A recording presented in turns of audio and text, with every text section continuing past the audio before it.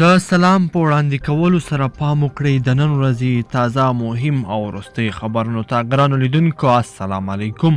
سپین بولدک د چمن لویه لاره پرانیستل سوه. د افغانستان مالی وزارت وایي د چمن یعنې سپین بولدک لاره نن د سوداګریزو توکو د صادراتو او وارداتو لپاره پرانیستل شوې ده.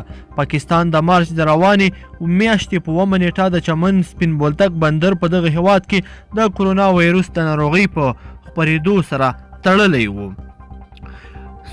عامې روغتیا وزارت په هیواد کې د کرونا وایرس د 2 نورو مثبتو پیښو خبر ورکړی دی. دې سره هیواد کې د کرونا وایرس د مثبتو پیښو شمیر 40 ته ورسېده.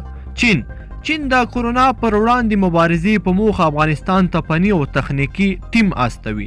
چینایي چارواکو نن د افغانستان او 15 نورو هیوادونو له استازو سره د کرونا وایرس د پراختیا د مخنیوي او بیړنیو مرستو په اړه خبرې کړې دي. په دغو خبرو کې چې له لرې لارې شوي په چین کې د کرونا پر وړاندې د مبارزې مرکز داسې لارې چارې د دغو 14 هیوادونو استازو ته وروښودل شوې چې کولی شي په بیړنیو حالاتو کې له چینایي ډاکټرانو او متخصصینو مشوره واخلي.